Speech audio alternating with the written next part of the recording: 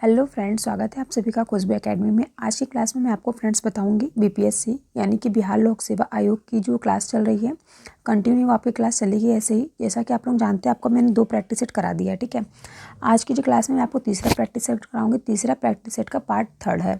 2 practice set में friends, first practice set में जो पार्ट 1 था उसमें मैंने 30 क्वेश्चन कराए थे और सेकंड पार्ट जो था उसमें मैंने आपको 15 क्वेश्चन कराए थे। तो इस प्रकार से आपको 15 क्वेश्चन और 30 क्वेश्चन 45 क्वेश्चन आपके जो है कंप्लीट हो गए हैं 2 पार्ट में। आज का थर्ड पार्ट हम लोग करेंगे 46 क्वेश्चन नंबर। तो आई होप आप सभी को जो है 45 क्वेश्चन जो थे समझ में आ गया होगा। और आप लोगों ने नया देखा हो तो उसका जो है चैनल पे आप लोग जाएंगे तो उसमें मैंने अपलोड कर रखा है, आप लोग देख लीजिएगा वहाँ से, ठीक है। और अगर कोई डाउट हो तो भी आप लोग कमेंट करके हमसे पूछ सकते हैं। आज की क्लास में मैं आपको बताऊँगी क्वेश्चन नंबर 46 है और कह रहा है क्वेश्चन में इसके पहले जितने भी क्वेश्चन मैंने आपको कराए थे, मैंने आपसे कहा था कि आप लोग जो है यस नीतू यादव, आप क्या कुछ पूछना चाहती हैं? तो देखिए, इस 46 जो क्वेश्चन नंबर है इसमें मैं आपको बताऊंगी आत्मीय सभा की स्थापना जो है इनमें से किसने की थी। फर्स्ट ऑप्शन कह रहा है आत्मीय सभा की यहाँ बात हो रही है। ओके फ्रेंड्स, किसकी बात हो रही है? आत्मीय सभा की बात हो रही है। तो जिसने, देखिए, फर्स्ट ऑप्शन कह रहा है राजा राम मोहन राय, सेकंड ऑप्शन कह रहा है एम.जी. रनाडे, थर्ड ऑप्शन कह रहा है देवेंद्रनाथ टैगोर, डी ऑप्शन कह रहा है उपयुक्त में से एक से अधिक, ई ऑप्शन कह रहा है उपयुक्त में से कोई नहीं। तो इसमें आपका कौन सा क्वेश्चन का आंसर जो है करेक्ट रहेगा? आप लोग ऑप्शन बताइए कौन सा ऑप्शन आपका करेक्ट है, first second third fourth. Okay, तो देखिए जो आत्मीय सभा की स्थापना क्या बात हो रही है, ठीक है। तो देखिए फ्रेंड्स, मैं आपको बता दूं जो आत्मीय सभा है, आत्मीय सभा की स्थापना सन 1815 ईस्वी में हुई थी और कलकत्ता में राजा राम मोहन राय के द्वारा करवाई गई थी, ठीक है। तो देखिए यहाँ पे मैंने आपको क्या क्या बताया। यहाँ पे क्वेश्चन जो है 46 पूछा गया था केवल आत्मीय सभा की स्थापना के बारे में। ओके, तो मैंने आपको यहाँ क्या बताया, आत्मीय सभा का जो स्थापना है वो 1815 ईस्वी में हुई थी और ये भी मैंने आपको बताया कहाँ हुई थी, तो वो आपकी हुई थी कलकत्ता में। ओके, सभी से रिक्वेस्ट है कि चैनल को सब्सक्राइब, वीडियो को लाइक कर लीजिएगा, अपने दोस्तों में भी आप लोग शेयर कर दीजिए, ठीक है, ताकि जो इन्फॉर्मेशन है जो मैं आपको बता रही हूँ सबके पास तक पहुँच जा सके, ठीक है। और जितना मैं आपको करा रही हूँ आपके एग्ज़ाम के लिए इंपॉर्टेंट है। ज़रूरी नहीं है कि आप केवल बीपीएससी की तैयारी करो तो बीपीएससी वालों के लिए। देखिए जो क्वेश्चन आंसर मैं आपको करा रही हूँ जीके जीएस है। जैसे कि मान लीजिए आपका इसमें आपका जियोग्राफी इंक्लूड हो जाता है, आपका इसमें साइंस हो गया, हिस्ट्री हो गया, जियोग्राफी, इन सभी जो क्वेश्चन आंसर है सभी आपको मिलता है। आप किस चीज़ की तैयारी कर रही हैं? अच्छा, आप पूछ रही हैं कि मैं किस चीज़ की तैयारी कर रही हूँ। तो मैं देखिए तैयारी नहीं कर रही हूँ, मैं अपनी भी तैयारी के साथ साथ मैं आपकी भी तैयारी करा रही हूँ ताकि आप लोगों को भी जो है हेल्प हो सके, ठीक है। तो देखिए जो क्वेश्चन मैंने आपसे पूछा था आत्मीय सभा की स्थापना, तो आत्मीय सभा की जो स्थापना मैंने आपको बता दें सॉरी फ्रेंड्स, राजा राम मोहन राय ने इसकी स्थापना की थी। कब की थी? तो 1815 ईस्वी में की थी। कहाँ पे की थी? कलकत्ता में की थी। ओके, कंफर्म हो एक क्वेश्चन आपका। नेक्स्ट क्वेश्चन देखिए, क्वेश्चन नंबर 47 क्या कह रहा है।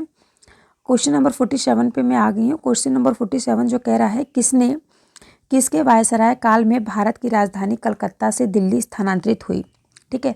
तो यहाँ पे फ्रेंड्स बात हो रही है, आप कहाँ से वीडियो देख रहे हैं अपना कमेंट करके बताइए और वीडियो को लाइक कर लीजिए प्लीज़। ओके, तो देखिए यहाँ पे कह रहा है कि किसके वायसराय काल में भारत की राजधानी कलकत्ता से दिल्ली स्थानांतरित हुई। फर्स्ट ऑप्शन कह रहा है लॉर्ड कर्जन, सेकंड ऑप्शन कह रहा है लॉर्ड हार्डिंग, थर्ड ऑप्शन कह रहा है Lord reading and D option कह रहा है उपयुक्त में से एक से अधिक या फिर उपयुक्त में से कोई नहीं, ठीक है। तो देखिए इसके पहले अगर आप लोगों को याद होगा तो मैंने आपको जो है, जब मैंने आपको थ्योरी पढ़ाई थी, ठीक है, जब मैं हिस्ट्री आपको पढ़ा रही थी मध्यकालीन भारत के बारे में, तो उसमें मैंने आपको काफ़ी अच्छे से समझाया था, एक एक पॉइंट मैंने आपको समझाया था, ठीक है। अगर आप लोगों ने वो क्लास अटेंड की होगी तो आप सभी को आई होप समझ में आ गया होगा, ठीक है। और जिसको अगर ना समझ में आया, कोई डाउट हो तो आप लोग कमेंट के माध्यम से हमसे पूछ सकते हो। ओके, तो चलिए इस क्वेश्चन का आंसर आप लोगों को अगर पता है तो आप लोग बताइए कमेंट करके। किसके वायसराय काल में भारत की जो राजधानी थी कलकत्ता से दिल्ली स्थानांतरित हुई, ठीक है। तो देखिए मैं अब बात करूँगी यहाँ पे जो वर्ष 1905 ईस्वी में क्या हुआ था। वर्ष 1905 ईस्वी में बंगाल जो है, बंगाल विभाजन भारतीय गवर्नर जनरल लॉर्ड कर्जन की भारतीय की स्वाधीनता की आकांक्षा को तोड़ने का जो प्रयास था वो लगातार इस फैसले का विरोध भारतीय लॉर्ड हार्डिंग सेकंड के शासनकाल में बंगाल विभाजन को रद्द किया गया था और क्या किया था, राजधानी कलकत्ता में दिल्ली स्थानांतरित की गई थी। ओके, तो समझ में आया आप सभी को? तो मैम प्लीज़ बताएं क्या पूछना चाहते हैं आप, कमेंट करके बताइए, पूछिए। तो देखिए यहाँ पे जो है मैंने आपको बताया लॉर्ड हार्डिंग सेकंड है, ठीक है। इसमें आपका जो है सेकंड ऑप्शन करेक्ट रहेगा, second option. Okay, next question पे चलें। ये 47 क्वेश्चन नंबर समझ में आया ना। किसके वायसराय काल में भारत की जो राजधानी थी कलकत्ता से दिल्ली हस्तांतरित हुई।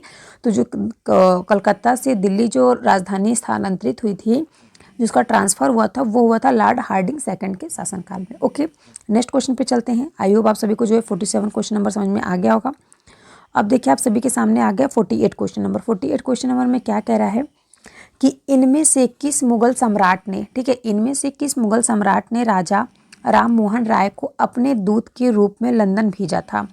फर्स्ट ऑप्शन कह रहा है Shah Alam second, second option कह रहा है Bahadur Shah first, third option कह रहा है Shah Alam first, and D E option कह रहा है उपयुक्त में से एक से अधिक या फिर उपयुक्त में से कोई नहीं। तो इसमें आपका कौन सा क्वेश्चन का आंसर जो है करेक्ट रहेगा। ओके, तो देखिए इनमें से यहाँ पे क्वेश्चन पूछा जा रहा है, इनमें से किस मुगल सम्राट ने राजा राम मोहन राय को अपने दूत के रूप में लंदन भेजा था। ठीक है, तो देखिए राजा राम मोहन राय ने किसको अपने दूत के रूप में लंदन भेजा था। ठीक, यहाँ पे यह बात हो रही है।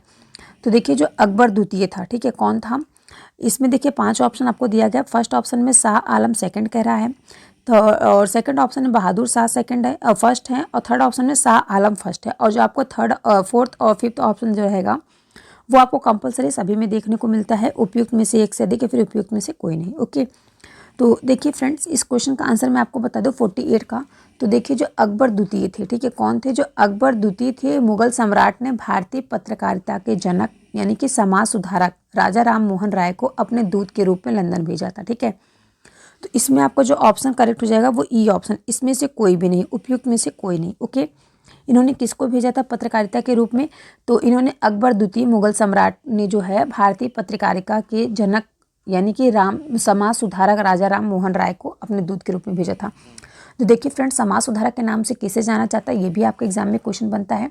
तो समाज सुधारक के नाम से जाना जाता है किसको, और राजा राम मोहन राय को। ओके, कंफर्म रहेगा, याद रहेगा सभी को। नेक्स्ट क्वेश्चन पे चलते हैं हम लोग। नेक्स्ट क्वेश्चन देखिए आप सभी के सामने आ गया। क्वेश्चन नंबर 49 क्या कह रहा है, क्वेश्चन नंबर 49 कह रहा है कि हिंदू विधवा पुनर्विवाह अधिनियम निम्न में से किस वर्ष पारित हुआ। ठीक है, फर्स्ट ऑप्शन कह रहा है कि 1856 ईस्वी में, सेकंड ऑप्शन कह रहा है 1846 ईस्वी में, थर्ड ऑप्शन कह रहा है 1816 ईस्वी में। ठीक है, या फिर डी ई ऑप्शन जो है आपको सभी में सेम देखने को मिलेगा। अगर आप लोग बीपीएससी की तैयारी कर रहे हो तो देखना, ठीक है। वरना था फ्रेंड्स अगर आप अदर भी एग्जाम की तैयारी करो तो आपको जो क्वेश्चन आंसर है सभी में आपकी हेल्प करेगी। ओके, तो देखिए इसमें आपको जो डी ई ऑप्शन कह रहा है उपयुक्त में से एक से अधिक या फिर उपयुक्त में से कोई नहीं। ओके, तो इसमें आपका कौन सा क्वेश्चन का आंसर जो है करेक्ट हो जाएगा, हिंदू विधवा पुनर्विवाह अधिनियम जो है निम्न में से किस वर्ष पारित हुआ था। तो देखिए फ्रेंड्स 49 जो क्वेश्चन नंबर है यहाँ पे बात हो रहा है हिंदू विधवा पुनर्विवाह अधिनियम। ठीक है, तो देखिए जो सन 1829 ईस्वी में पारित हुआ था सती प्रथा निषेध कानून को सार्थक बनाने के लिए विधवा पुनर्विवाह अधिनियम पारित किया गया था। और इस अधिनियम का जो ड्राफ्ट था वो तत्कालीन गवर्नर लॉर्ड डलहौजी ने तैयार किया था। ठीक है, किसने तैयार किया था, गवर्नर लॉर्ड डलहौजी ने तैयार किया था। ठीक है, तो इसका जो आंसर आपका करेक्ट होगा वो है 1829 ईस्वी। ठीक है, 1829 ईस्वी जो है फ्रेंड्स आपका इस ऑप्शन में नहीं दिख रहा है। ओके, तो सन 1829 ईस्वी जो है इसमें आपका करेक्ट आंसर होगा, जिसमें क्या हुआ था, विधवा पुनर्विवाह। ठीक है, हिंदू विधवा पुनर्विवाह अधिनियम में लागू हुआ था। ठीक है, तो नेक्स्ट चलते हैं नेक्स्ट क्वेश्चन पे।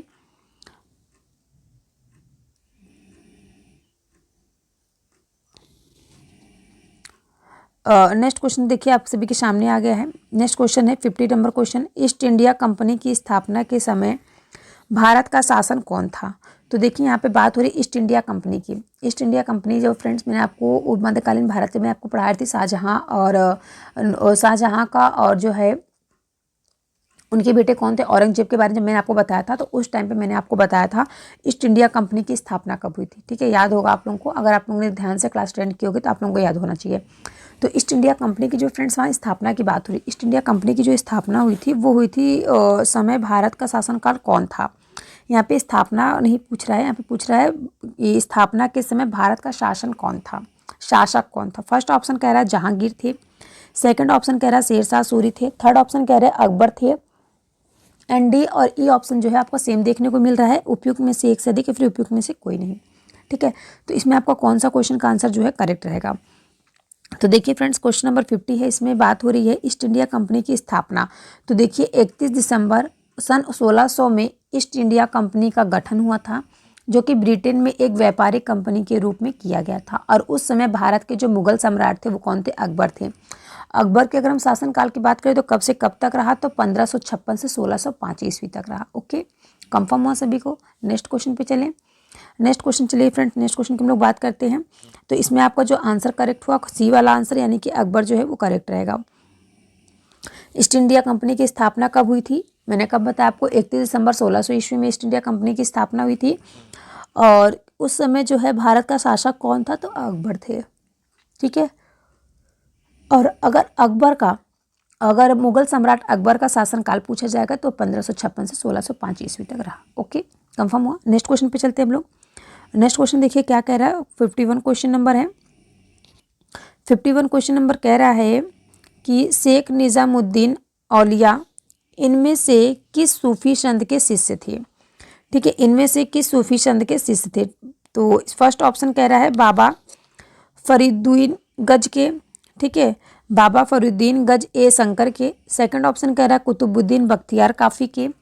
एंड थर्ड ऑप्शन कह रहा है मखदूम अयान मनेरी के। डी ऑप्शन कह रहा है उपयुक्त में से ए ऑप्शन कह रहा है उपयुक्त में से कोई नहीं। तो इसमें आपका कौन सा क्वेश्चन का आंसर जो है वो करेक्ट हो जाएगा? ठीक है, तो देखिए इसमें कौन सा क्वेश्चन का आंसर जो है आपका करेक्ट रहेगा, पूछ रहा है। तो देखिए जो शेख निज़ामुद्दीन औलिया हैं इनमें से किस सूफी संत के शिष्य थे? तो देखिए मैं आपको बता दूं, जो हजरत निज़ामुद्दीन औलिया हैं वो चिश्ती घराने के चौथे संत थे। ठीक है, चिश्ती घराने के क्या थे? चौथे संत थे। और इनके गुरु कौन थे? बाबा फरीदुद्दीन गंज ए शंकर थे। तो इसमें आपका जो आंसर करेक्ट हो जाएगा ये हो जाएगा, फर्स्ट वाला आंसर जो है आपका करेक्ट हो जाएगा। ठीक है, तो चलिए हम लोग नेक्स्ट क्वेश्चन पे चलते हैं। नेक्स्ट क्वेश्चन पे चलिए 52 क्वेश्चन नंबर पे चलते हैं। आई होप 51 क्वेश्चन नंबर आप सभी को अच्छे से समझ में आ गया होगा। ठीक है, और कंफर्म हुआ। नेक्स्ट क्वेश्चन पे हम लोग चलते हैं। नेक्स्ट क्वेश्चन देखिए आपका क्या कह रहा है। नेक्स्ट क्वेश्चन पे हम लोग बात करते हैं। नेक्स्ट क्वेश्चन है आपका यहाँ पे 52 क्वेश्चन नंबर। 52 क्वेश्चन नंबर क्या कह रहा है? इन बादशाहों में से कलंदर के नाम से कौन विख्यात था? तो देखिए फ्रेंड्स, यहाँ पे जितने भी पांचों ऑप्शन दिए गए हैं इसमें आपका पूछा गया है कलंदर के नाम से कौन विख्यात था। ठीक है, तो फर्स्ट ऑप्शन कह रहा है आपका हुमायूं, सेकंड ऑप्शन कह रहा है अकबर, थर्ड ऑप्शन कह रहा है बाबर, एंड डी ई ऑप्शन कह रहा है उपयुक्त में से एक से अधिक या फिर उपयुक्त में से कोई नहीं। तो इसमें आपका कौन सा क्वेश्चन का आंसर जो है वो करेक्ट रहेगा? कमेंट करके बताइए अगर आप लोगों को पता है पहले से। तो इन बादशाहों में से कलंदर के नाम से कौन विख्यात था? कलंदर के नाम से किसे जाना जाता था? ठीक है, पूछ रहा है कि कलंदर के नाम से किसे जाना जाता था। तो देखिए जो कलंदर हैं, कलंदर के नाम से जो विख्यात था वो थे 52 क्वेश्चन नंबर में आपके वो बाबर थे। ठीक है, जिन्हें कलंदर के नाम से जाना जाता। अब देखिए फ्रेंड्स, आप लोगों के मन में बाबर के बारे में आ रहा होगा। तो देखिए बाबर कौन थे? बाबर जो हैं, बाबर जहीरुद्दीन मोहम्मद बाबर के नाम से प्रसिद्ध था। और बाबर जो है वो भारत में मुगल वंश का संस्थापक था। और इसके कलंदर की जो उपाधि है, सॉरी फ्रेंड्स, जिसको कलंदर की उपाधि प्राप्त थी। किसको फ्रेंड्स? बाबर को प्राप्त थी कलंदर की उपाधि। ओके, नेक्स्ट क्वेश्चन पे चले हम लोग। आई होप आप सभी को जो है ये क्वेश्चन समझ में आ गया। कलंदर के नाम से कौन विख्यात था? तो जो है बाबर बादशाह थे, वो कलंदर के नाम से काफ़ी ज़्यादा विख्यात थे, कुख्यात थे। ठीक है, आप कहाँ गए नीतू यादव जी? कुछ आप क्वेश्चन वगैरह पूछ रही थी, गायब हो गई हैं इस टाइम। ठीक है, तो चलिए नेक्स्ट क्वेश्चन पर हम लोग चलते हैं। नेक्स्ट क्वेश्चन आपका 53 क्वेश्चन नंबर कह रहा है कि निम्नलिखित में से किस राज्य में 2011 की जनगणना में जनसंख्या का ह्रास अभिलिखित हुआ है? किस अभिलिखित हुआ है? ठीक है, अभिलिखित की बात हो रही है। तो देखिए फ्रेंड, 2011 की जो जनगणना में जनसंख्या का ह्रास जो है अभिलिखित हुआ था। फर्स्ट ऑप्शन कह रहा है कहाँ पर? बिहार। सेकंड ऑप्शन कह रहा है मणिपुर। थर्ड ऑप्शन कह रहा है यूपी यानी कि उत्तर प्रदेश। और डी ई ऑप्शन जो है आपको सेम देखने को मिलेगा। मैं हमेशा आपको कहती हूँ उपयुक्त में से एक से अधिक या फिर उपयुक्त में से कोई नहीं। ओके, तो देखिए यहाँ मैं आपको 55 क्वेश्चन नंबर आपको बता रही हूँ। सॉरी फ्रेंड्स, हाँ 53 क्वेश्चन नंबर है। ठीक है, 53 क्वेश्चन नंबर में आपको मैं यहाँ पे बात हो रही है जनगणना की। तो जनगणना जो है फ्रेंड्स, ठीक है, जनगणना की यहाँ बात हो रही है। जनगणना 2011 के अनुसार भारत की जो जनसंख्या वृद्धि है, जनसंख्या वृद्धि दर जो थी फ्रेंड्स कितनी थी? 17.64। ठीक है, 17.64% रही। लेकिन पूर्वोत्तर का नागालैंड एकमात्र राज्य रहा जहां की जनसंख्या जो है जनगणना 2001 की तुलना में कम दर्ज की गई। ठीक है, तो यहाँ पे आप सभी को समझ में आया इसमें कौन सा आंसर जो है आपका करेक्ट रहेगा? वो होगा ई वाला ऑप्शन। ठीक है, क्योंकि यहाँ पे देखिए बात हो रही है कौन कौन से राज्य की बात हो रही है यहाँ पे, तो मैंने आपको क्या क्या बताया। नागालैंड जो है एक ऐसा एकमात्र राज्य रहा जहाँ की जनगणना जो है 2001 की तुलना में कम दर्ज की गई थी। ओके, तो इस हिसाब से हम लोग नेक्स्ट क्वेश्चन पे चलते हैं। यहाँ तक आई होप आप सभी को समझ में आ गया होगा। तो नेक्स्ट क्वेश्चन देखिए क्या कह रहा है। नेक्स्ट क्वेश्चन पे हम लोग बात करते हैं। नेक्स्ट क्वेश्चन आप सभी के सामने आ गया 54 क्वेश्चन नंबर। तो 54 क्वेश्चन नंबर में कह रहा है इनमें से कौन है जो राष्ट्रीय विकास परिषद का हिस्सा नहीं है। राष्ट्रीय विकास परिषद की हिस्सा नहीं है बात हुई। फर्स्ट ऑप्शन कह रहा है नीति आयोग के सचिव। सेकंड ऑप्शन आपका कहता है योजना और कार्यक्रम कार्यान्वयन मंत्रालय के सचिव। सी ऑप्शन कह रहा है नीति आयोग के उपाध्यक्ष। डी ऑप्शन और ई ऑप्शन कह रहा है आपका उपयुक्त में से एक से अधिक और फिर उपयुक्त में से कोई नहीं। ठीक है, तो देखिए फ्रेंड्स यहाँ बात हो रही है राष्ट्रीय विकास परिषद का हिस्सा नहीं है। कौन है जो जो राष्ट्रीय विकास परिषद का हिस्सा नहीं है। ठीक है, तो ध्यान से सुनिएगा सभी लोग, ये काफ़ी अच्छे से मैं आपको समझा दे रही हूँ।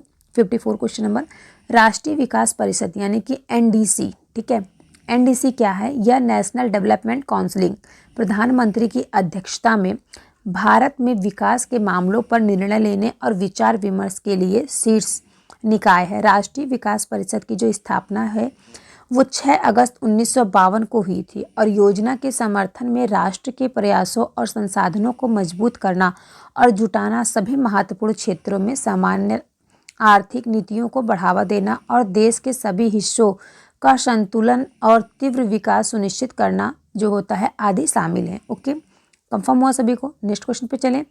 तो देखिए फ्रेंड्स, जो राष्ट्रीय विकास परिषद में निम्नलिखित सदस्य शामिल है। कौन कौन से सदस्य शामिल हैं? तो भारतीय प्रधानमंत्री, सभी केंद्रीय कैबिनेट मंत्री और थर्ड होते हैं आपके सभी राज्यों के मुख्यमंत्री या उनके प्रतिनिधि। नेक्स्ट होगा आपका केंद्र शासित प्रदेशों के प्रतिनिधि और नीति आयोग तत्कालीन योजना आयोग के सदस्य। ओके, अब देखिए आपके मन में आ रहा होगा कि ये जो है एनडीसी क्या है, नेशनल डेवलपमेंट काउंसिल क्या है। तो देखिए मैं आपको बता दूं, जो प्रधानमंत्री राष्ट्रीय विकास परिषद का पदेन अध्यक्ष होता है और योजना और कार्यान्वयन मंत्रालय के सचिव और भारत के जो वित्त आयोग के अध्यक्ष होते हैं वो इस परिषद के सदस्य नहीं होते हैं। तो इसलिए आपका जो उत्तर आपका इसमें करेक्ट होगा वो हो जाएगा डी वाला। ठीक है, उपरोक्त में से एक से अधिक। तो देखिए यहाँ पे जो राष्ट्रीय विकास परिषद का जो हिस्सा नहीं होते हैं वो होते हैं नीति आयोग के सचिव, योजना और कार्यक्रम कार्यान्वयन मंत्रालय के सचिव हो गए, नीति आयोग के उपाध्यक्ष हो गए। ओके, इसमें आपका सभी ऑप्शन जो है वो उपयुक्त में से एक से अधिक इनकरेक्ट होगा। ओके, तो हम लोग नेक्स्ट क्वेश्चन पे चलते हैं। नेक्स्ट क्वेश्चन आप सभी के सामने आ गया। 55 क्वेश्चन नंबर क्या कह रहा है। तो देखिए 55 क्वेश्चन नंबर पे आप सभी लोग आगे हैं। तो चलिए 55 क्वेश्चन नंबर में नेक्स्ट क्लास में आपको करा देती हूँ। ठीक है, तो अभी हम बात करेंगे 56 क्वेश्चन नंबर की। 56 क्वेश्चन नंबर देखिए आप सभी के सामने आ गया। 56 क्वेश्चन नंबर जो है क्या कह रहा है, वे दो ग्रह जिनके उपग्रह नहीं हैं। ऐसे दो ग्रह जिनके क्या हैं, उपग्रह नहीं हैं। ठीक है, तो देखिए फर्स्ट ऑप्शन कह रहा है बुध और शुक्र, सेकंड ऑप्शन कह रहा है बुध और शनि, थर्ड ऑप्शन कह रहा है पृथ्वी और बृहस्पति, डी ऑप्शन कह रहा है उपयुक्त में से एक से अधिक, ई ऑप्शन कह रहा है उपयुक्त में से कोई नहीं। ठीक है, तो आपको यहाँ पे 56 क्वेश्चन नंबर है, तो इसमें आपका कौन सा क्वेश्चन का आंसर जो है वो करेक्ट रहेगा। ठीक है, वे दो ग्रह की बात हो रही है, ऐसे वे दो ग्रह जिनके उपग्रह नहीं हैं। ठीक है, तो देखिए मैं इसका आंसर आपको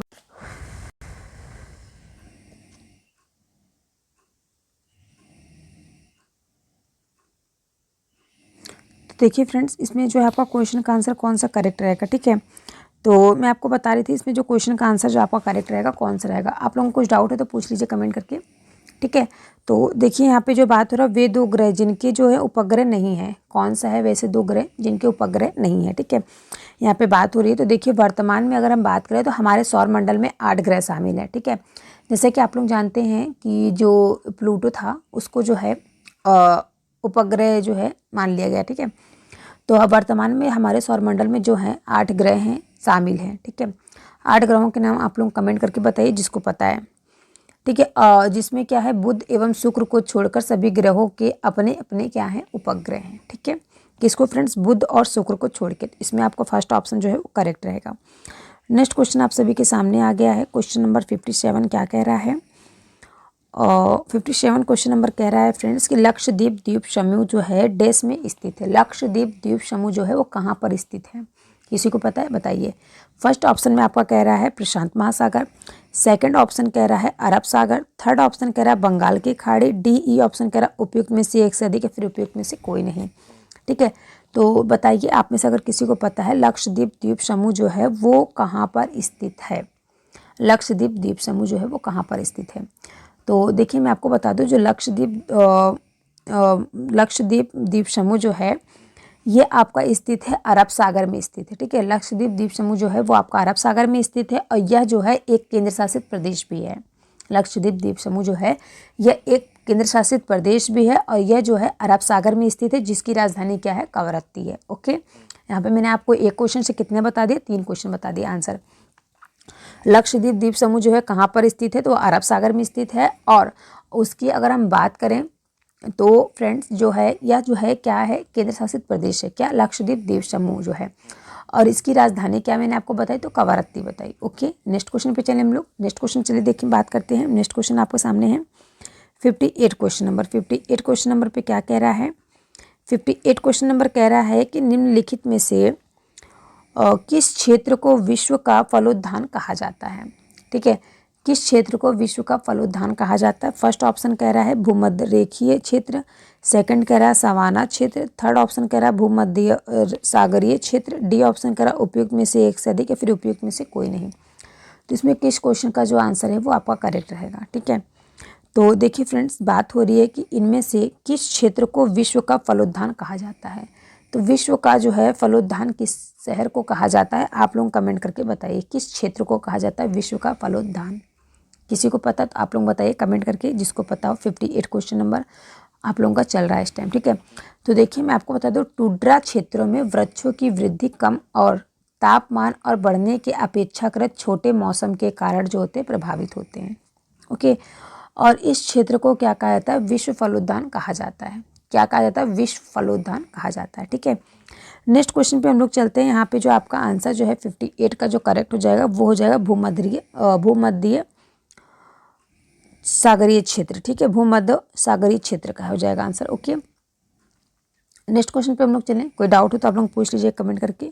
नेक्स्ट क्वेश्चन देखिए आप सभी के सामने आ गया। 59 क्वेश्चन नंबर क्या कह रहा है कि निम्नलिखित में से किसे संसार की छत कहते हैं। संसार की छत किसे कहा जाता है, आप में से जिसको पता है वो कमेंट करके बताएगा।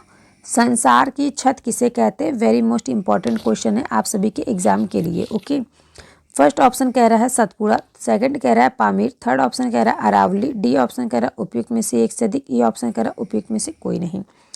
तो बताइए संसार की छत किसे कहा जाता है, संसार की छत किसे कहा जाता है। ओके, आप लोग में से जिसको पता है बताइए संसार की छत किसे कहा जाता है। तो देखिए फ्रेंड्स मैं आपको बता दूं, जो पामीर का पठार यानी कि मध्य एशिया में स्थित जो है प्रमुख पठार एवं पर्वत श्रृंखला जो है, जहाँ से क्या होती है हिमालय, तियनसान, काकाकोरम, कुल्लून और हिंदू कुश पर्वत श्रृंखलाएं निकलती हैं और इसका जो है विस्तृत पामीर को विश्व की छत भी कहा जाता है। किसको कहा जाता है फ्रेंड्स, मैंने आपको बताया पामीर को विश्व की छत के नाम से जाना जाता है, पामीर को। ओके, तो इसमें आपका जो पामीर देखने को मिल रहा है वो आपका सेकंड ऑप्शन में देखने को मिल रहा है। तो अब हम लोग नेक्स्ट क्वेश्चन पे चलते हैं। आई होप आपको जो है क्वेश्चन का आंसर जो है अच्छे समझ में आ गया होगा। ओके, तो सभी से रिक्वेस्ट है जिसने अभी तक चैनल को सब्सक्राइब ना किया हो तो चैनल को सब्सक्राइब कर लीजिएगा और अपने दोस्तों में भी शेयर कर दीजिएगा। ठीक है, तो चलिए नेक्स्ट क्वेश्चन हम लोग बात करते हैं। नेक्स्ट क्वेश्चन आप सभी के सामने आ चुका है। क्वेश्चन नंबर 60 क्या कह रहा है कि निम्नलिखित में से कौन सा संसार का सबसे बड़ा मरुस्थल है। संसार का सबसे बड़ा मरुस्थल कौन सा है, आप में से जिसको पता है वो कमेंट करके बताएगा। ओके, फर्स्ट ऑप्शन कह रहा है गोभी, सेकंड ऑप्शन कह रहा है सहारा, थर्ड ऑप्शन कह रहा है कलाहारी, डी ऑप्शन कह रहा है उपयुक्त में से एक से अधिक, ई ऑप्शन कह रहा है उपयुक्त में से कोई नहीं। ठीक है, तो इसमें फ्रेंड्स मैं आपसे क्या पूछूं, संसार का सबसे बड़ा मरुस्थल क्या है। तो देखिए संसार का यहाँ पे पूछ रहा है। ठीक है, संसार का, तो देखिए संसार अफ्रीका महाद्वीप में जो स्थित है कौन सा सहारा मरुस्थल, वो विश्व का सबसे बड़ा मरुस्थल कहलाता है। ठीक है, याद रखिएगा विश्व का सबसे बड़ा मरुस्थल जो है कहाँ पर है, तो अफ्रीका महाद्वीप में है। ठीक है, संसार का सबसे बड़ा मरुस्थल जो है सहारा का मरुस्थल कहा जाता है। इसमें आपका जो है ऑप्शन नंबर बी आपका करेक्ट रहेगा। और देखिए ये जो आपका है ये सहारा का मरुस्थल, ये जो है तो ये जो है फ्रेंड्स आपका ये स्थिर जो है ये अवरोही वायु प्रवाह मरुस्थल के निर्माण का प्रमुख कारण है। ओके, कंफर्म हो सभी को। नेक्स्ट क्वेश्चन पे हम लोग चले। नेक्स्ट क्वेश्चन देखिए आप सभी के सामने आ गया है। क्वेश्चन नंबर 61 को हम छोड़ते हैं, 62 को छोड़ते हैं, 63 पे आते हैं। ठीक है, जितना क्वेश्चन मैं आपका छोड़ रही हूँ ये आपको मैं शॉर्ट्स वीडियो में आपको करा दूंगी। ओके, तो देखिए 63 क्वेश्चन नंबर कह रहा है कि बाल गंगाधर तिलक द्वारा राष्ट्रीयता को बढ़ावा देने हेतु अखबार निकाला जाता था। तो यह अखबार जो निकाला जाता था फ्रेंड्स किस नाम से निकाला जाता था? ठीक है, फर्स्ट ऑप्शन कह रहा है युगांतर, सेकंड ऑप्शन कह रहा है देशांत भक्ति, थर्ड ऑप्शन कह रहा है Kesari, and D E option जो है कह रहा है उपयुक्त में से एक से अधिक, फिर उपयुक्त में से कोई नहीं। ठीक है, तो इसमें आपका कौन सा क्वेश्चन का आंसर जो है वो करेक्ट रहेगा? आप लोगों को अगर पता है तो कमेंट करके बताइएगा। ठीक है, तो देखिए यहाँ पे कोई नीतू यादव करके थी, वो पूछी थी, क्वेश्चन है जो गदर पार्टी की स्थापना कब हुई थी। तो देखिए आप लोगों को अगर याद होगा तो गदर पार्टी की स्थापना में 2-3 बार आपको बता चुकी हूँ। आप लोग पिछली वीडियो जा करके देखिएगा, उसमें आपको आंसर मिलेगा। ऐसे आपको मैं हमेशा बताती रहूँगी, तो आप लोग जो है अगर आप लोग पिछले की वीडियो देखेंगे उसमें आपका जो गदर पार्टी की स्थापना, उसके साथ साथ आपको और भी बहुत से क्वेश्चन आंसर देखने को मिलेंगे। ओके, तो आपसे रिक्वेस्ट है कि आप लोग जो है पीछे वाले जो वीडियो मैंने आपको पढ़ाए हैं, इसके पहले जो प्रैक्टिस सेट कराए उसमें आप लोग देख लीजिए एक बार जाके। ठीक है, तो देखिए नेक्स्ट क्वेश्चन आपको सभी के सामने है। मैंने आपसे क्या पूछा है क्वेश्चन यहाँ पे, तो बाल गंगाधर तिलक द्वारा राष्ट्रीयता को बढ़ावा देने हेतु अखबार निकाला जाता था। ठीक है, तो कौन सा अखबार निकाला जाता था? युगांतर, देशभक्ति, केसरी, या फिर उपयुक्त में से कोई नहीं, उपयुक्त में से एक से अधिक। ठीक है, तो देखिए फ्रेंड्स यहाँ पे जो बात हो रही है क्वेश्चन की, क्वेश्चन यहाँ पे कह रहा है, तो देखिए क्वेश्चन नंबर 63 है। इसमें देखिए जन जागरण, ठीक है, जन जागरण और जनता को संगठित कर उनमें राष्ट्रीयता की भावना को जागृत करना था। ठीक है, इस उद्देश्य से क्या हुआ था? बाल गंगाधर तिलक के कार्य का मुख्य लक्ष्य था। इस उद्देश्य को प्राप्त करने के लिए उन्होंने अंग्रेजी में मराठा तथा मराठी में केसरी नामक पत्र का प्रकाशन सन 1881 में किया था। ठीक है, तो यहाँ पे केसरी जो है आपका थर्ड ऑप्शन हो जाएगा। केसरी का जो प्रकाशन हुआ था कब हुआ था फ्रेंड्स, ये भी आपका क्वेश्चन बनता है। तो 1881 ईस्वी में जो है केसरी का जो है ये संपादन हुआ था, और किसके द्वारा हुआ था? तो बाल गंगाधर तिलक ने करवाया था। ठीक है, और मराठा में तथा मराठी में क्या था? केसरी नामक। ओके, कंफर्म हो सभी को। नेक्स्ट क्वेश्चन पे चलें, और आप लोगों को अगर कुछ डाउट हो तो कमेंट करके आप लोग पूछ लीजिएगा। ठीक है, एक सेकेंड, और नेक्स्ट क्वेश्चन पे हम लोग चलें। अगर आपको और कुछ पूछना है तो बताइए। नेक्स्ट क्वेश्चन हम अपना स्टार्ट करते हैं। तो आप सभी के सामने जो है फ्रेंड्स 64 क्वेश्चन नंबर आ गया। 64 क्वेश्चन नंबर क्या कह रहा है कि आधुनिक इतिहासकार जिसने 1857 विद्रोह को स्वतंत्रता की पहली लड़ाई कहा था। तो ऐसा कौन सा व्यक्ति है जिन्होंने फ्रेंड्स 1857 का जो विद्रोह हुआ था, जो स्वतंत्रता आंदोलन हुआ था, उसको जो है पहली लड़ाई कहा था? किसने कहा था? फर्स्ट ऑप्शन कह रहा है कि doctor R.C. Majumdar, second option कह रहा है doctor S.N. Sen, third option कह रहा है B.D. सावरकर ने कहा था, या फिर डी और ई ऑप्शन कह रहा है उपयुक्त में से कोई नहीं, उपयुक्त में से एक से अधिक। ठीक है, तो किसने फ्रेंड्स 1857 के जो विद्रोह हुआ था, जो स्वतंत्रता संग्राम की जो लड़ाई हुई थी, उसको पहली लड़ाई कहा था? किसने कहा था? आप में से अगर किसी को पता तो आप लोग बताइए। ठीक है, तो देखिए इससे क्या होगा, अगर आप लोग बताएंगे तो इससे आप लोगों का भी जो है रिवीजन होता रहेगा। अगर आप लोगों को पता है, पहले से नहीं पता है तो मैं आपको बताती रहती हूँ। ठीक है, तो इससे क्या होगा, आपका भी रिवीजन होता रहेगा, और साथ ही साथ क्या है, हमारी भी तैयारी अच्छी चलती रहती है। ठीक है, तो देखिए यहाँ पे जो बात हो रही, आधुनिक इतिहास का जिसने 1857 के विद्रोह को स्वतंत्रता की पहली लड़ाई कहा था, किसने कहा था? तो मैंने आपको ऑप्शन बता दिया है। आई होप आप सभी को समझ में आ गया होगा। तो देखिए इसमें जो आपका आंसर करेक्ट रहेगा 64 का, तो आधुनिक इतिहासकारों ने 1800, कौन फ्रेंड्स थे आधुनिक इतिहासकार जो थे, उन्होंने 1857 के विद्रोह को निम्न मतलब काफ़ी नामों से संबोधित किया था। जैसे कि पहला नाम जो मैं आपको बता दूं, B.D. सावरकर जी थे।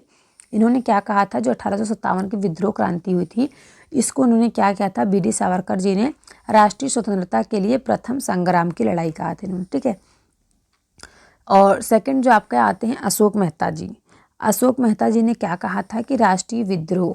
ठीक है, तीसरे नंबर पे आपके आते हैं डॉक्टर R.C. मजूमदार, जिन्होंने 1857 का संग्राम ना तो प्रथम था, ना राष्ट्रीय था, और ना स्वतंत्रता संग्राम ही। फिर इसके बाद आपके आते हैं डॉक्टर S.N. सेन, जिन्होंने भारतीय स्वतंत्रता का संग्राम कहा। ठीक है, तो इस प्रकार से आपका जो आंसर करेक्ट रहेगा वो है B.D. सावरकर, यानी कि सी ऑप्शन जो है आपका करेक्ट रहेगा, B.D. सावरकर। इन्होंने क्या कहा, क्या किया था फ्रेंड्स, इन्होंने जो है स्वतंत्रता की पहली लड़ाई कहा था 1857 की जो विद्रोह क्रांति हुई थी। ओके, तो हम लोग नेक्स्ट क्वेश्चन पे चलते हैं। नेक्स्ट क्वेश्चन देखिए आप सभी के सामने आ गया 65 क्वेश्चन नंबर।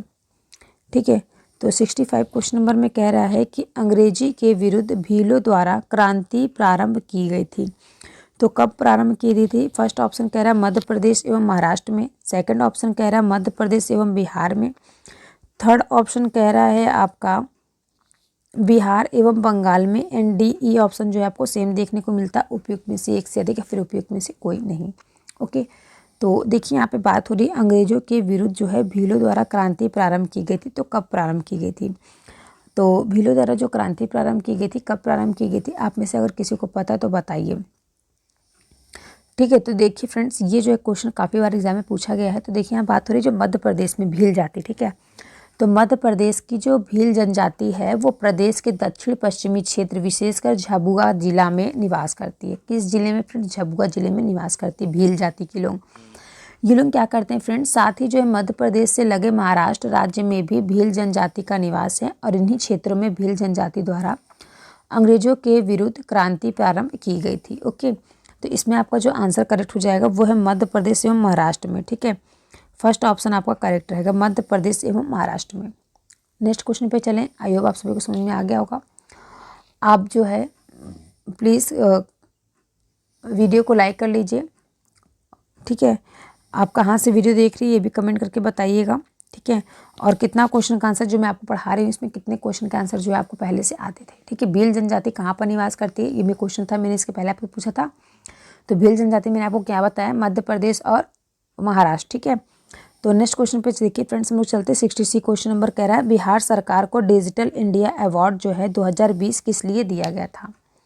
किस लिए बिहार सरकार को डिजिटल इंडिया अवार्ड जो है 2020 किस लिए दिया गया था? फर्स्ट ऑप्शन कह रहा है बिहार में तकनीकी संस्थानों की स्थापना के लिए, सेकंड ऑप्शन आपका कह रहा है बिहार में आईटी क्रांति लाने के लिए, थर्ड ऑप्शन कह रहा है बिहार में ई प्रशासन की व्यवस्था जो है सुविधा प्रदान करने के लिए, डी ई ऑप्शन जो है आपको सेम देखने को मिलता है, उपयुक्त में से कोई नहीं, फिर उपयुक्त में से एक से अधिक। ओके, तो देखिए फ्रेंड्स यहाँ पे बात हो रही बिहार सरकार को डिजिटल इंडिया अवार्ड जो है 2020 किस लिए दिया गया था।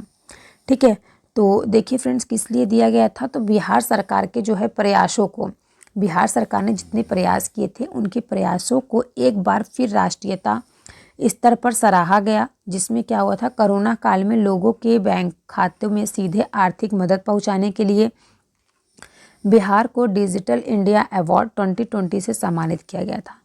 और कोविड-19 लॉकडाउन के दौरान क्या हुआ था, नागरिकों को विभिन्न प्रकार की सहायता राज्य की ओर से दी गई थी, जिसके बाद क्या हुआ था मुख्यमंत्री जो है वो सचिवालय, आपदा प्रबंधन विभाग और NIC को कोरोना काल में बेहतरीन काम करने के लिए महामारी क्षेत्र श्रेणी में विजेता चुना गया था।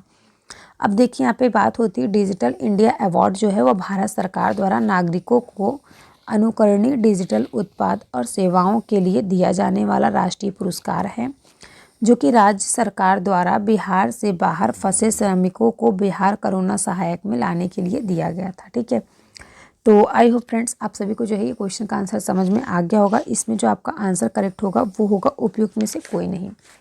ठीक है, तो देखिए इसमें मैं आपको थोड़ा सा और बता देती हूँ।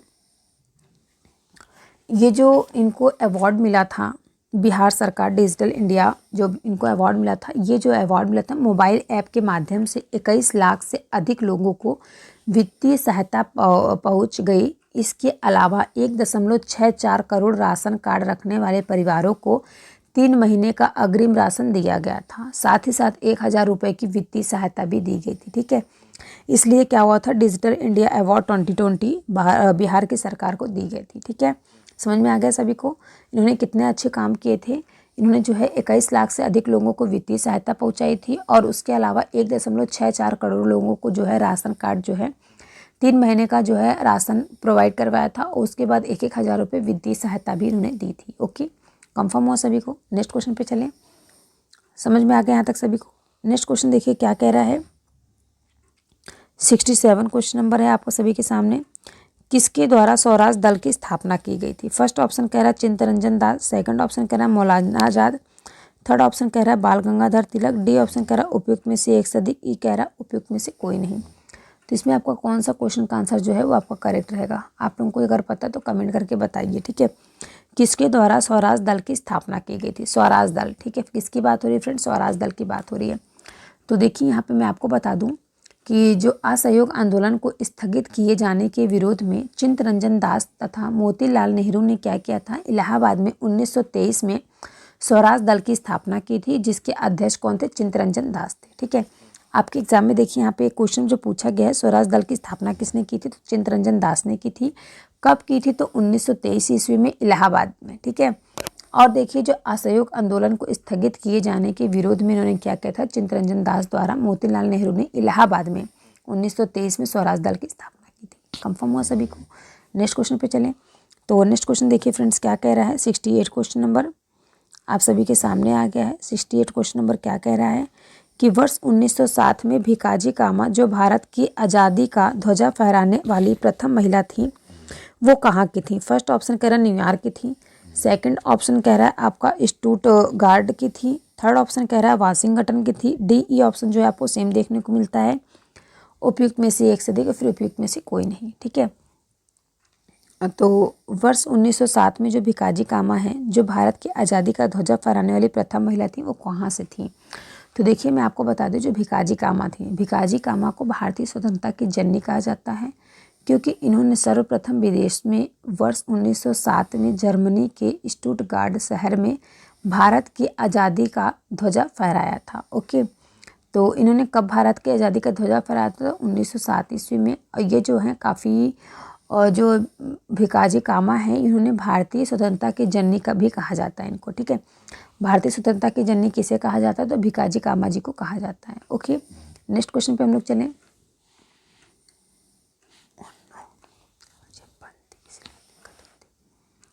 तो देखिए फ्रेंड्स नेक्स्ट क्वेश्चन पर हम लोग चलते हैं। नेक्स्ट क्वेश्चन क्या कह रहा है? 69 क्वेश्चन नंबर कह रहा है, सॉरी फ्रेंड्स मैंने आपको इसका आंसर नहीं बताया। 68 क्वेश्चन के जो आंसर है भिकाजी कामा जो थी वो स्टुटगार्ट की थी, ठीक है। कहाँ की थी फ्रेंड्स? स्टुटगार्ट शहर से भारत आई थी ध्वजा फहराने। ओके, तो इसमें आपका जो है आंसर करेक्ट रहेगा। तो देखिए यहाँ पे मैं आपसे क्वेश्चन क्या पूछी हूँ, वर्ष 1907 में, ठीक है, कब की बात हो रही है? 1907 में जो भिकाजी कामा थी जो भारत की आज़ादी का ध्वजा फहराने वाली प्रथम महिला थी, ठीक है। इन्होंने क्या किया था? न्यूयॉर्क, स्टुटगार्ट, वाशिंगटन कहाँ की थी? तो ये स्टुटगार्ट की थी। ओके, नेक्स्ट क्वेश्चन देखिए, क्वेश्चन नंबर 69 क्या कह रहा है? 69 क्वेश्चन नंबर कह रहा है बिहार में पंचायत निकायों में महिलाओं को 50% आरक्षण जो है किस वर्ष प्रदान किया गया था? फर्स्ट ऑप्शन कह रहा है 2005 में। सेकंड ऑप्शन कह रहा है 2006 में। थर्ड ऑप्शन कह रहा है 2009 में। डी ऑप्शन कह रहा है उपयुक्त में से एक से अधिक। ई ऑप्शन कह रहा है उपयुक्त में से कोई नहीं। तो इसमें कौन सा आंसर आपका जो है करेक्ट रहेगा? बिहार में जो है पंचायत निकायों में महिलाओं को 50% आरक्षण किस वर्ष प्रदान किया गया था? इसमें आपका कौन सा क्वेश्चन का आंसर जो है करेक्ट रहेगा? तो किस वर्ष जो फ्रेंड्स प्रदान किया गया था, इसमें आपका कौन सा क्वेश्चन का आंसर जो है वो करेक्ट रहेगा? तो देखिए मैं आपको बता दूं 2006 में। 2006 में क्या होता है? 2006 में बिहार पंचायत राज अधिनियम का गठन जो है एक ऐतिहासिक कदम था, और इस नए अधिनियम से क्या होता है? सभी कोटियों में एकल पदों सहित सभी पदों पर महिलाओं के लिए यथाशक्य 50% पर आरक्षित किया गया था। जो क्या हुआ था, जो पूरे देश में पहला ऐसा कदम था, और उसके बाद कई राज्यों ने इसका अनुकरण किया। और अनुकरण करने के बाद क्या करते हैं इन्होंने 2006 और 2000 और फिर उसके बाद वर्ष 2011 में करीब 50% महिलाओं का चुनाव जो है वो पंचायतों और ग्राम कचहरियों के तमाम पदों पर हुआ। इसके अतिरिक्त क्या होता है? समाज के पिछड़े वर्गों को समाज की मुख्य धारा से जोड़ने के लिए पंचायत के पदों में पिछड़े वर्ग के लिए 20% के यथाशक्य निकटतम आरक्षण का प्रावधान किया गया था, ठीक है। तो इसमें आपको जो आंसर करेक्ट रहेगा वो आंसर आपका जो हो गया है 2006। 2006 में क्या हुआ था? बिहार में पंचायत निकायों में महिलाओं को 50% आरक्षण जो है 2006 में प्रदान किया गया था। कंफर्म हुआ? तो 2006 आपको देखने को मिल रहा है, ऑप्शन नंबर सेकंड करेक्ट होगा। नेक्स्ट क्वेश्चन है 70 क्वेश्चन नंबर कह रहा है कि भारतीय राष्ट्रीय कांग्रेस के त्रिपुरी सम्मेलन में वर्ष 1939 में सुभाष चंद्र बोस को कांग्रेस का अध्यक्ष चुना गया था। यह त्रिपुरी कहाँ है? तो त्रिपुरी कहाँ है? फर्स्ट ऑप्शन आपका कह रहा है कलकत्ता में। सेकंड कह रहा है पुणे में। थर्ड कह रहा है जबलपुर में। डी ऑप्शन कह रहा है उपयुक्त में से एक से अधिक। ई कह रहा है उपयुक्त में से कोई नहीं। तो इसमें आपका कौन सा क्वेश्चन का आंसर जो है वो आपका करेक्ट रहेगा, ठीक है। तो देखिए फ्रेंड्स, यहाँ पे बात हो रही भारतीय राष्ट्रीय कांग्रेस में जो त्रिपुरा सम्मेलन में वर्ष 1939 में सुभाष चंद्र बोस को कांग्रेस का अध्यक्ष चुना गया था। तो ये जो त्रिपुरी है वो कहाँ की है? तो देखिए फ्रेंड्स, मैं आपको बता दूं तो भारतीय राष्ट्रीय कांग्रेस का जो 1939 ईस्वी में अधिवेशन हुआ था वो मध्य प्रदेश के जबलपुर के पास स्थित त्रिपुरी में संपन्न हुआ था। ठीक है, कहाँ पे फ्रेंड्स, किसके पास? त्रिपुरी में संपन्न हुआ था। तो इसमें आपका जबलपुर जो आंसर आपका करेक्ट हो जाएगा। आई होप आप सभी को क्लास कैसी लगी कमेंट करके जरूर बताइएगा। लास्ट तक बने रहने के लिए आप सभी का बहुत बहुत धन्यवाद। और अपना जो स्कोर है लास्ट में आप लोग कमेंट करके बताइएगा। इसके आगे का जो क्वेश्चन है वो मैं नेक्स्ट क्लास में कराती हूँ। ठीक है, तो मिलते हैं आप सभी से नेक्स्ट क्लास में। तो देखिए, एक दो क्वेश्चन रहेगा आप सभी से, तो आप लोग उसका आंसर बताइएगा। खजुराहो समूह का जो मंदिर है वो कहाँ पर स्थित है? और नेक्स्ट क्वेश्चन है एलिफेंटा की गुफाएं जो हैं वो कहाँ पर स्थित हैं? तो आप लोग इसे कमेंट करके जरूर बताइएगा। ठीक है, तो मिलते हैं नेक्स्ट क्लास में आप सभी से।